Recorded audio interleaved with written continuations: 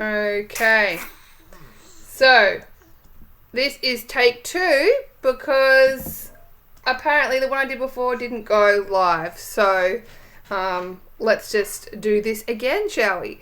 So, what am I going to be covering? Well, I'm going to be looking at... Firstly, I hope this is working live. Let me just check on my phone to make sure I can see it on here. Yes, it is. Good. It's working. So, take 2. What am I going to be covering? Well, Rose and I... Say hello, Rose. Oh, where are you? Say hi, Rose. It's that time of night, so we're keeping her on me. Should I pay off debt before I start investing? So, yeah, next week, I don't know if some of you know, but I am going to be doing the 5-day investment challenge. It's the first time I've done a challenge like this, where I'm going to be giving you guys every day tips and tricks on how to invest. And yeah, so that starts next week. It's a free 5-day challenge. If you guys want details, shoot me through a message. But when I was putting that together, I realized there's so much information, I'm not going to be able to possibly cover all of it. So I thought I'd come in here today and give you some of the questions that I get asked the most, and one of which is, should I pay off debt before I start investing? Now, as always, yes, I'm super excited for that challenge next week. I think for me, investing more than ever is something that people are talking about more, and I think it's got to do with a few things. I think it's because of COVID. People were home more, so a lot of people started investing in investing apps. But for me, I think the pandemic taught us the importance of financial independence. We know that the financial situation can change so rapidly, and so because of that, I think that more people than ever wanting to learn about money and in particular investing. So that's why I thought I would put together this 5-day challenge next week, learning all about investing. If you do want the details, please shoot me through a message. Rose is very excited about it. That is next week. If you want some details, let me know. But let's get into this question, which is, should I pay off my debt before I start to invest? And so, now this is general information, not personal advice. I don't know your circumstances, so I can't tell you whether this is appropriate for you or not. But the answer is, we have to look at, what is the earning rate? What are you going to earn on your investment versus what is the interest rate that your loan is? And so if you compare the two, then that's going to give you an idea about what you're better off to do.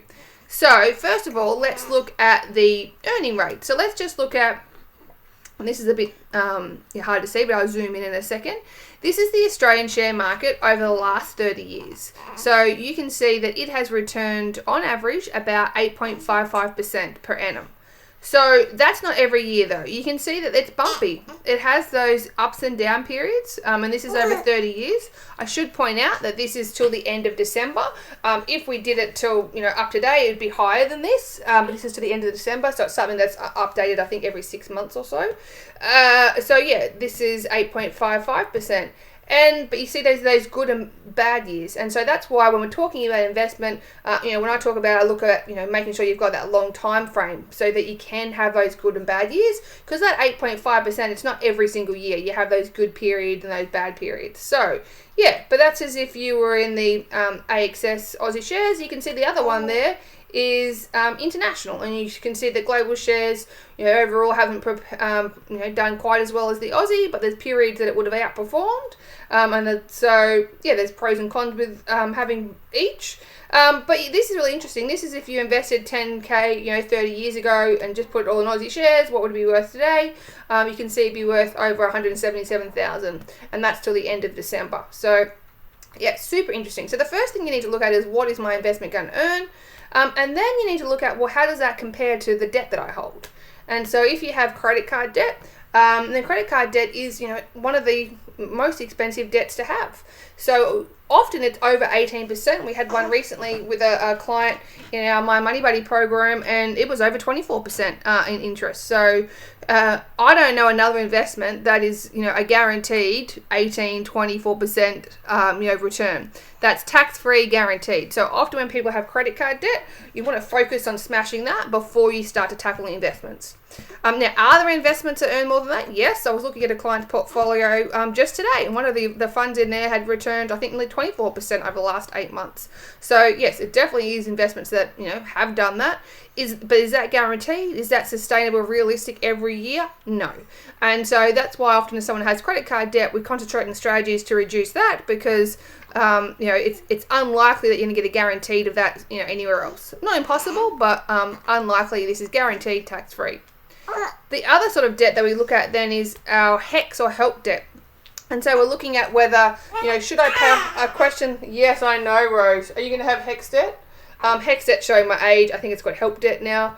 But we will look at, should I pay off that? And so I always think if you're going to have a debt, this is probably one of the best debts that you can actually have. One, it's a debt that you put it. It's a debt for knowledge, your brain for knowledge, which you would hope would give you a better, chance at earning. Oh, I know, a better chance at earning more over the long period. And so if we looked at what that as an investment then in your brain and knowledge, a debt that's only going to be 1.8%, then it goes up by inflation each year. So that's what I like about it. When it goes up, last year was 1.8% per annum is what it went up by. And yeah, so if you're going to have a debt, it's one of the cheapest debts to have. Plus, it's a debt that actually you should make money from. It's an investment in your brain. I think that's one of the best investments that you can make. And so if we think about 1.8%, now years ago you used to get a bit of an incentive to pay it off. You got a discount. You no longer get that discount. So you're not getting that a discount. Used to be like 10 or 20% for paying it off early. You don't get that anymore. And so there's very few circumstances where we would want to actually look to pay off that debt, because once you pay it off, you can't get it back out. And so we think about people saving money for a house, or if they want to do investments or something like that. Once you pay that HECS off, you can't get out. And you look at what a housing price has been going up by each year, and you pay that HECS debt off. That's just going to push out you getting into a home loan, even quicker, into a house quicker. So yeah, very very rarely would we ever see anyone, would we ever recommend someone actually paying off their HECS and HELP debt, because it's just such a cheap debt, and once you pay it off, you can't get it back out, and you're no longer able to get a discount for paying it off early. So let's go into hopefully everyone can still hear me. Hopefully people can hear me. Let's go into the next sort of debt, which is home loans. So home loans is, obviously at record low rates at the moment. So 3% under. People are probably paying between 2 and 3%, maybe a little bit more, just depending on your sort of loan. Now that, if we look at that compared to long-term, investment returns in the share market as an example, well then, you would say at the moment, record low interest rates, long-term returns on the share market, that 7-8% sort of figure, that sort of makes sense. But, again, that's taking that long-term view, but there is a way to make it even more tax effective. And so this is something that we did during the global financial crisis. I actually did this. I set up my home loan so that you've got to structure your loan right, because if you structure your loan right, it can be tax deductible. So this is what we did. Structured it right. We had a separate loan against our house, and we used that loan to invest. So rather than using our savings from our offset account, we actually instead of using our savings, we actually got that loan, and that loan against our house then made our home loan basically tax deductible. So it made that portion that we invested with tax deductible. So instead of, it depends on how much you get back, depends on your tax rate. So let's just say you're on 90,000 or more per annum, earning at least that 90-ish mark, you're probably going to get 37% of that back. And so that means that 3% home loan, if you've structured it properly with the investments, only end up costing you 2%.